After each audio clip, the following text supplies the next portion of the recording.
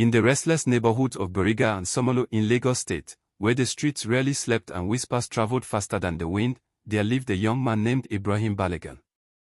Yet, very few people knew him by that name. To most, he was known as Small Jay-Pron, a name that carried weight, mystery, and a quiet sense of unease. Small Jay-Pron had become a figure people spoke about in lowered voices. His reputation stretched across the narrow streets, crowded bus stops, and late-night corners where deals were made and secrets exchanged. He was believed to be deeply involved in the shadowy side of the city's life, a side many pretended not to see but all knew existed. People said he had influence in places most would never dare to enter, and that he moved with a kind of confidence that only came from knowing powerful people were watching his back. Over time, stories about him began to grow. Some were true, others exaggerated, but all of them painted the same picture. Small Jay-Pron was not an ordinary young man. He had become one of the most talked about names in the underground circles of Bariga and Somolu. It was said that he worked closely with certain political figures, carrying out quiet assignments and receiving protection in return. Whether fact or rumor, no one could say for certain, but the belief alone was enough to make people cautious around him.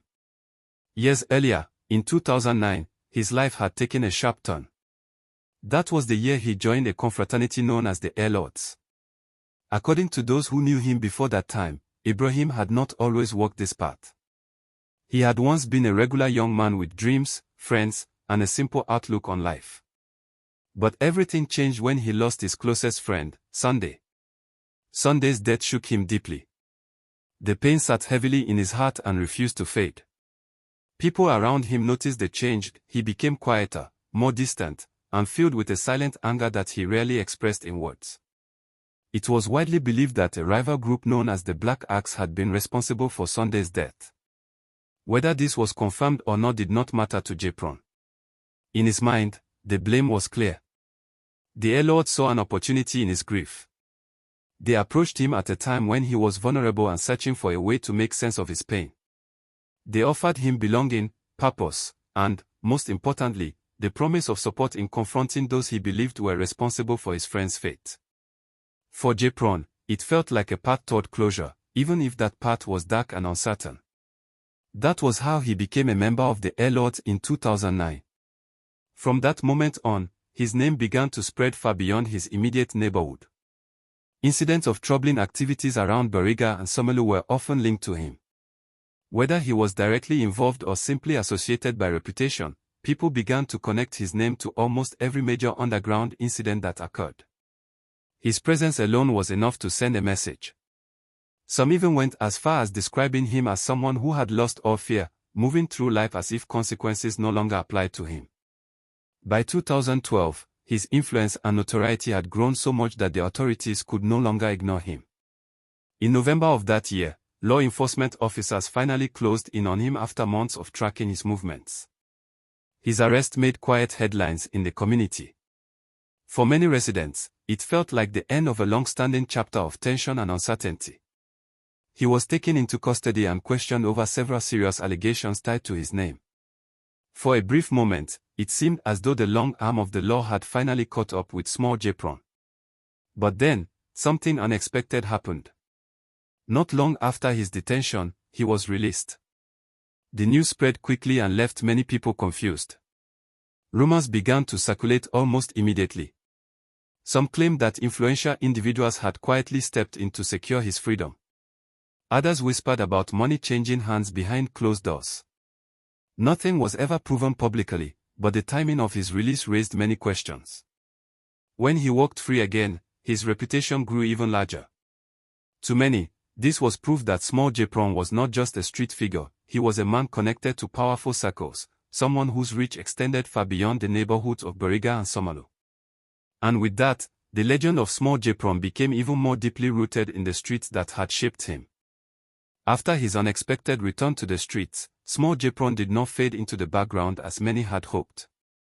Instead, his presence seemed to grow even stronger, like a shadow stretching longer at sunset. People in Bariga and Somolu began to whisper that his time away had not changed him, it had only hardened him. By 2013, his name had once again become the center of uneasy conversations in street corners and quiet gatherings. It was around this time that an old wound in his life reopened fully. The memory of his late friend, Sunday, never truly left him. Those who knew him closely said that he still carried that loss like a heavy weight in his chest. And the man he believed to be responsible for that pain was still out there. That man was known on the streets as Shaggy. Shaggy was said to be a leading figure within the Black Axe group in that part of Lagos. His reputation was just as intimidating as Jay-Pron's, and many believed the tension between the two sides had been building for years. To Jay-Pron, this was no longer just about rivalry, it was deeply personal. Determined to settle what he saw as unfinished business, Jay-Pron did not move alone. He was accompanied by two trusted members of the Air Lords whose coded names were Orji Transformer and Shahid Militant. These were men who were known within their circle for their loyalty and readiness to carry out difficult missions without hesitation. One particular day in 2013 became a turning point in this silent war. Shaggy had attended a court session earlier that day and was said to be heading back afterward. He was not alone, he was in the company of his girlfriend. Unknown to him, eyes had been watching, and movements had been tracked carefully.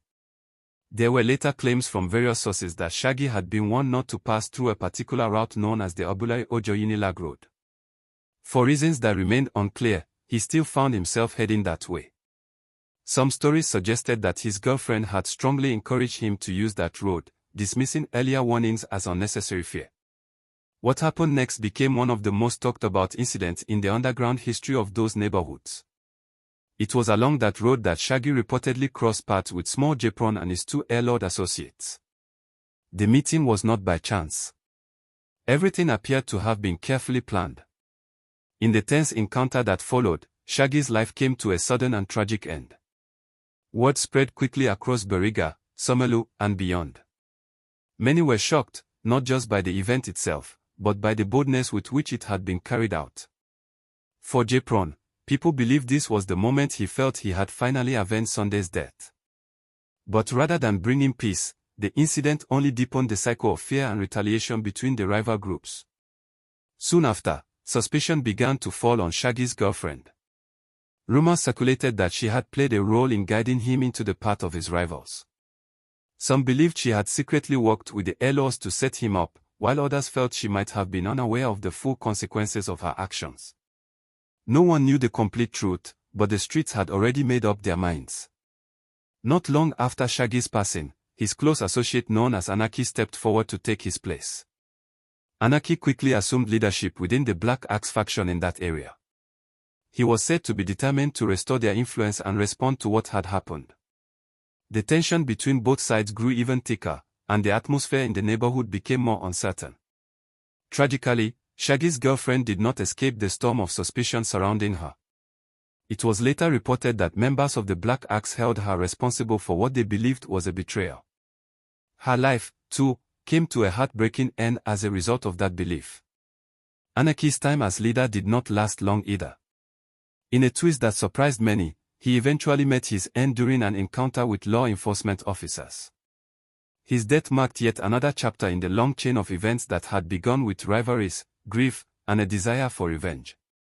Through it all, Small Jay-Pron's name remained at the center of the narrative. Each incident added another layer to his growing legend, and the streets of Bariga and Somolu continue to carry the weight of these stories filled with loss, loyalty, betrayal, and the consequences of choices made in moments of pain. By the middle of 2016, the name Small Jay-Pron had once again returned to the attention of the authorities. The stories surrounding him had grown too loud to ignore, and in August of that year, he was taken into custody on fresh allegations linked to underground group activities and serious offenses tied to his name. This time, the process appeared more formal. He was charged before a court, and the matter was moved to a tribunal for further proceedings. Many residents of Bariga and Somolu followed the news closely. Some believed this would finally be the chapter where his long run on the streets would come to a permanent end. But events did not unfold as expected. Not long after his court appearance, rumors began to circulate that he had somehow resurfaced in public. The authorities later claimed that he had slipped away from custody under unclear circumstances. This news shocked many people. It felt almost unbelievable that someone under such close watch could simply vanish again. Months passed with uncertainty hanging in the air until March 2017, when reports confirmed that he had been rearrested. Once again, he was in custody. And once again, many believed this would be the final stop in his journey. Yet, history seemed to repeat itself. He eventually regained his freedom under circumstances that were never fully explained to the public. Stories spread that his final escape had involved the quiet assistance of 2 officers who were later suspected of helping him. Whether this was proven or not, the damage to public trust had already been done. The authorities later declared Small Jay-Pron officially wanted, urging anyone with information about his whereabouts to come forward. At the same time, members of the rival Black Axe group were also said to be searching for him. They believed he had played a major role in the loss of their former leader, Shaggy, and another member known as Kango. The tension that had been building for years had not faded, it had only been waiting. Then came the day that would finally bring the long story of Small Jay-Pron to a close. On the 17th of October 2018, a social gathering was organized by a member of the House of Representatives known as Odemorin Collier. The event took place at a popular spot called Home Touch Restaurant, located along 228 Ikorodu Road near the Obanikoro bus stop. It was meant to be a regular gathering where people met, talked, and shared moments away from the stress of everyday life. Small Jay-Pron arrived at the venue with some of his associates. To many present, it appeared to be just another evening. But the calm did not last. In what seemed like a carefully planned move, a group believed to be affiliated with the Black Axe arrived at the location. The group was reportedly led by a man named Biola, who was said to be a leading figure among them at the time. What followed happened quickly and left little room for anyone to react. The gathering turned into a scene of panic and confusion. In the midst of the chaos, Small Jay-Pron lost his life.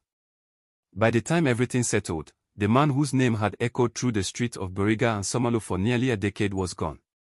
And just like that, the story that had been filled with rivalry, revenge, influence, escape, and survival came to an abrupt end. Many people later reflected on how his journey had unfolded. Jail had not been able to stop him. Warnings had not changed his path. Influence and connections had only prolonged the inevitable. In the end, it was the same cycle of street conflict that he had been part of for years that finally caught up with him. His life became a powerful lesson whispered across the neighborhoods he once dominated. A lesson about how choices made in anger and pain can lead to a road that is difficult to return from. A lesson about how violence, no matter the reason behind it, often creates more violence in return. And a reminder that no one truly wins in such a cycle. Let this story stand as a message to every young person listening or reading: say no to cult groups, say no to crime, and say yes to peace, growth, and a better future.